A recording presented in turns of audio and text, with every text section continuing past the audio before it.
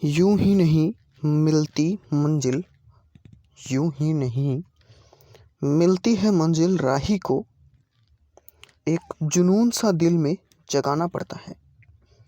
यूं ही नहीं मिलती मंजिल राही को, एक जुनून सा दिल में जगाना पड़ता है।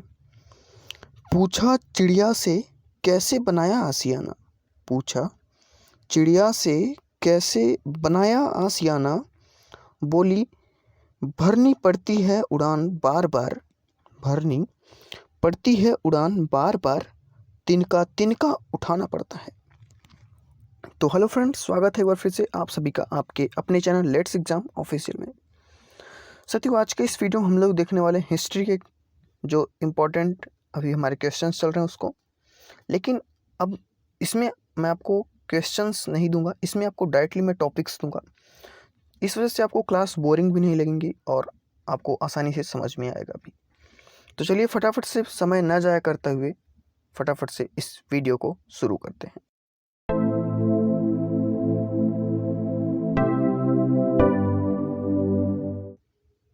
सबसे पहले बात करते हैं हिस्ट्री की। तो साथी जो हिस्ट्री है, इसमें हिस्ट्री को अगर देखा जाए तो ये हिस्टोरिया शब्द है, एक यूनानी शब्द जिससे यह बना है हमारा हिस्ट्री। और साथियों, हिस्ट्री के अगर फादर ऑफ हिस्ट्री के बारे में बात किया जाए तो ये एक यूनानी व्यक्ति हैं, हेरोडोटस। जी हाँ, हेरोडोटस जो है ये इनको हिस्टोरिका के नाम से भी यहाँ पे ये प्रसिद्ध है। तो ये था हिस्ट्री के कुछ, मैं आपको शॉर्टली बताऊंगा। और साथियों, इसमें मैं आपको कुछ टॉपिक्स बताऊंगा जिन पे मैं वीडियो आपको लगातार लाते रहूँगा, ताकि उसमें आपको डाउट्स ना हो और एग्ज़ाम में काफ़ी वो पूछे भी जा रहे हैं तो आप उसको आसानी से याद भी कर सकते हो। साथियों, सबसे पहले देखते हैं यहाँ पे हिस्ट्री के स्रोत के बारे में। साथियों, हिस्ट्री का सोर्स है यानी स्रोत है, इसको हम दो प्रकार में देख सकते हैं। एक तो पुरातात्विक स्रोत, एक साहित्यिक स्रोत। साथियों, पुरातात्विक स्रोत यानी स्मारक जैसे हो गए, सिक्के हो गए, मूर्तियाँ हो गई, अभिलेख हो गए, मोहरे होंगे, जैसे मोहनजोदड़ो में काफ़ी कुछ पाया गया, तो ये हमारे पुरातात्विक स्रोत में पाए जाते हैं। दूसरा जो साहित्यिक स्रोत, इसमें जैसे धार्मिक हो गए, धर्म के बारे में, गैर धर्म हो गए, बिना धर्म के, जैसे विदेशी यात्रियों का वर्णन इसमें किया गया, कौन से विदेशी यात्री हैं, तो उस वजह से हम पता कर सकते हैं कि ये कौन से हिस्ट्री की बात कर रहा है। तो चलिए आगे बढ़ते हैं। अब साथियों, हिस्ट्री जो है इसको हम तीन पार्ट में देख सकते हैं हिस्ट्री को। पहला प्राचीन भारत, मध्यकालीन भारत और आधुनिक भारत। साथियों, इसमें से सबसे पहले हम देखते हैं यहाँ पे अपना आधुनिक भारत के बारे में, यानी मॉडर्न हिस्ट्री के बारे में। तो मॉडर्न हिस्ट्री में साथियों ये कुछ आपके टॉपिक्स हैं, कई सारे टॉपिक्स हैं, इन पे मैं वीडियो लगातार आपके लिए लाते रहूँगा। तो इसमें एक एक अगर आप वीडियो देखेंगे तो वो काफ़ी आपको अच्छा भी लगेगा, बोरिंग टाइप नहीं लगेगा। जैसे पहले क्वेश्चंस थे तो आप क्वेश्चन से ऊब जाते हैं, तो इसमें फर्स्ट में मैं बात करूँगा यूरोपीय लोगों के आगमन की जैसे हुई, ब्रिटिश की सत्ता का विस्तार, 1857 का विद्रोह जो हुआ इसमें, और सामाजिक और धार्मिक आंदोलन जितने भी हुए, किसान आंदोलन हुए, भारतीय के समाचार पत्रों का विकास हुआ, भारत में राष्ट्रवाद जो हुआ, कांग्रेस का गठन हुआ। तो इन सभी टॉपिक्स के बारे में मैं आपसे बात करने वाला हूँ आने वाले वीडियोज़ में।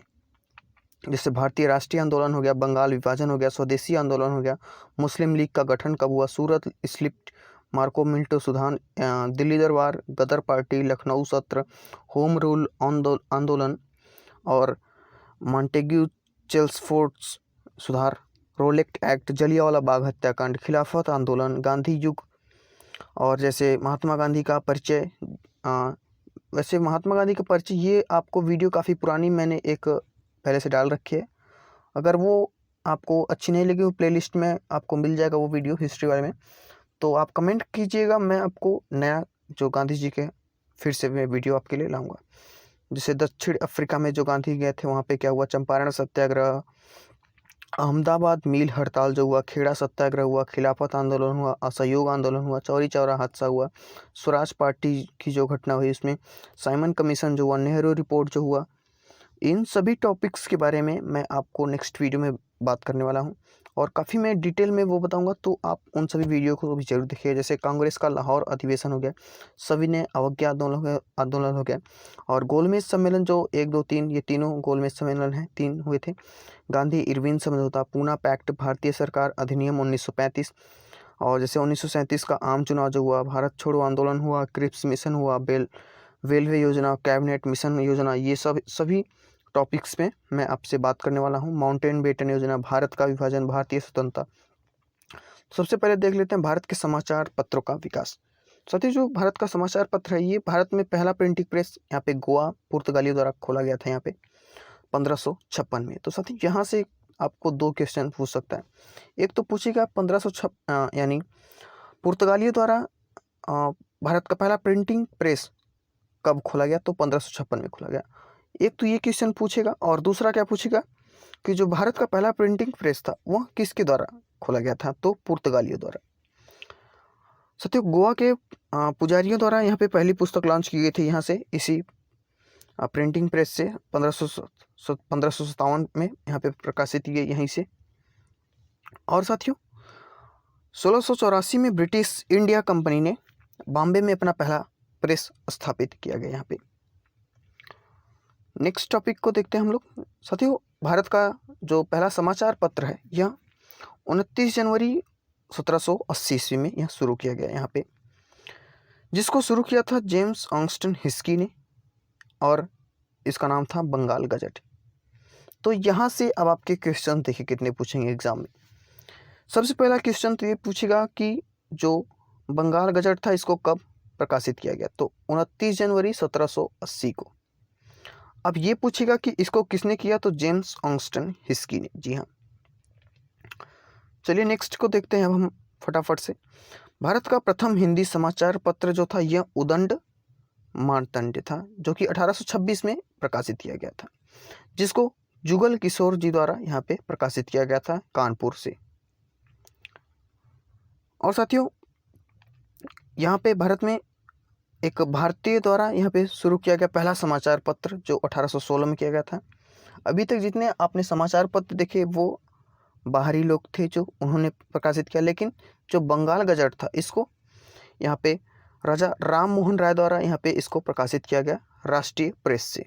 जी हाँ, राष्ट्रीय प्रेस की इन्होंने स्थापना की 1816 में, और वहाँ से बंगाल गजट की यहाँ पे प्रकाशन किया गया यहाँ पे।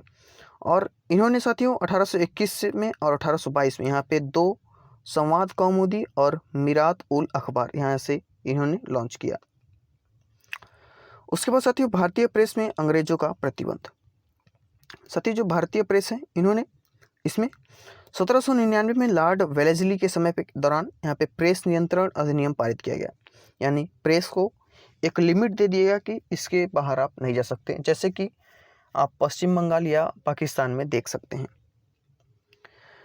साथियों, इस अधिनियम के अनुसार यहाँ पे समाचार पत्रों में संपादक का मालिक और प्रेस का नाम छापना अनिवार्य था। यानी साथियों, जो 1799 में लॉर्ड वेलेस्ली के समय के दौरान प्रेस नियंत्रण अधिनियम पारित किया गया, इसमें जो भी आप पेपर छाप रहे हैं उसमें समाचार पत्र का जो मालिक है उसका नाम और प्रेस का नाम क्या है वो, और इसके संपादक कौन है, इन सभी को आपको यहाँ पे दिखाना था इसमें जो न्यूज़पेपर आप बना रहे हो।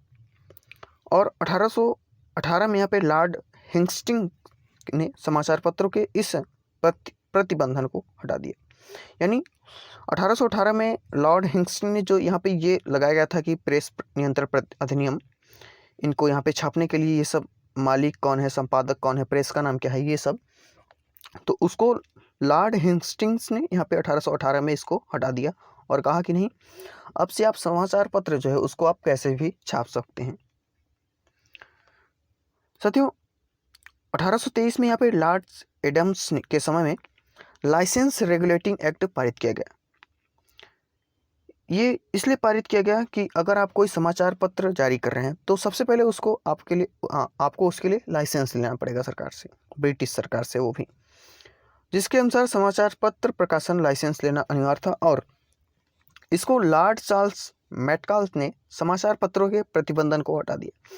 यानी ये भी जब पारित किया गया तो उसके बाद लॉर्ड चार्ल्स मेटकाफ ने यहाँ पे इसको हटा दिया और इन्होंने भारतीय प्रेस के मुक्तिदाता के रूप में जाना जाता है इनको, क्योंकि इन्होंने प्रेस पे जितने भी प्रतिबंध लगाए गए थे उन सभी को हटा दिया और कहा कि अब प्रेस जो है वो मुक्त है।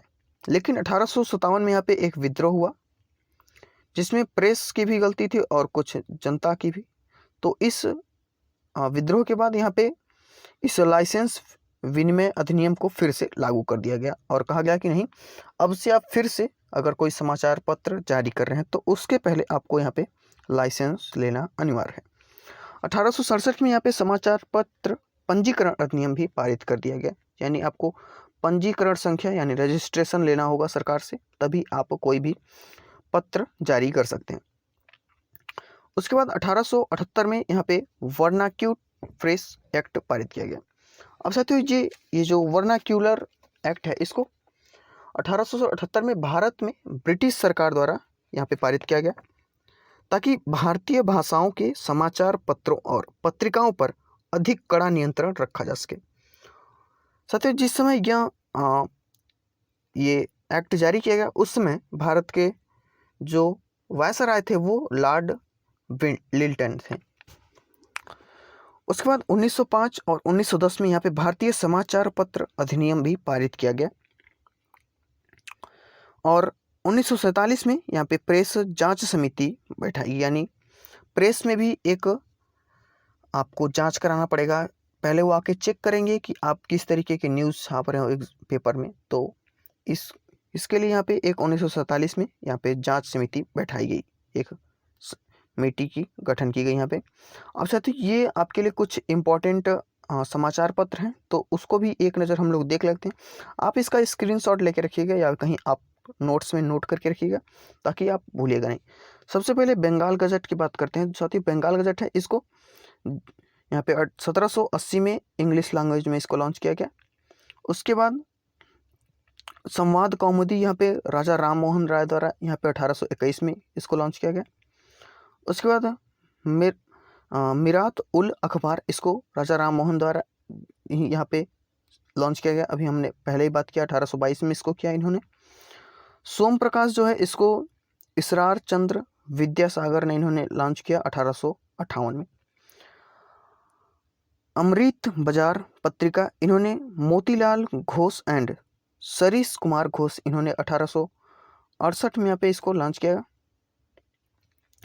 उसके बाद आया हिंदू बजट। हिंदू बजट जिसको वी राघवाचारी इन्होंने 1878 में इसको लॉन्च किया। इंग्लिश आया, फिर उसके इंग्लिश बजट जो है के.एम. पनिकर जो है इन्होंने 1920 में इसको लॉन्च किया। टाइम ऑफ इंडिया ये 1861 में है। अल हिलाल और अल बिलाल ये दो थे, तो एक को 1912 में और एक को 1913 में लॉन्च किया। बॉम्बे कॉलिन तो इन्होंने 1910 में यहाँ पे इसको लॉन्च किया। इंडिपेंडेंट एक आया था 1919 में, जब जलियांवाला बाग हत्याकांड हुआ उसी टाइम पे एक इंडिपेंडेंट बजट पत्रिका आई थी। यंग इंडिया आया, फिर ये 1919 में आया ही। नवजीवन आया ये 1919 में ही, यानी 3 बजट पत्रिका जो यानी वो समाचार पत्रिका जो है वो जलियांवाले बाग हत्याकांड के समय पे यानी 1919 में ही जारी किया गया। उसके बाद साथियों आया हरिजन, ये 1933 में आया था। मूकनायक आया था 1920 में।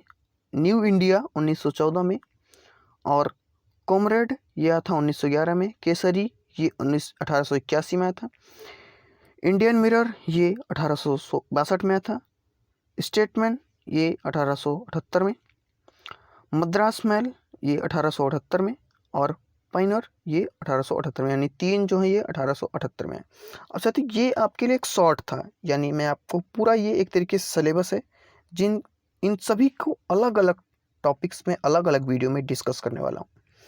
तो ये वीडियो कब कैसी लगी ये कमेंट बॉक्स में ज़रूर बताइएगा और ये सिलेबस आप कहीं नोट करके रख लीजिए। आने वाले वीडियो में मैं इन सभी टॉपिक्स पे बात करने वाला हूँ। जब तक ये हमारे इन टॉपिक्स ख़त्म नहीं हो जाते तो उसके बाद मैं इसका क्वेश्चंस आपके लिए तैयार करूँगा, तो वो भी आप ज़रूर से देखिएगा। अब साथियों वीडियो काफ़ी लंबी ना हो तो इसी के साथ अब माफ़ी चाहते हैं।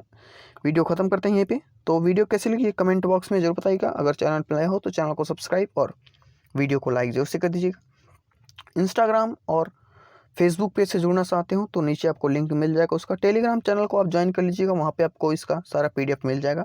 चलिए मिलते हैं नेक्स्ट वीडियो में इसी के साथ, तब तक के लिए जय हिंद।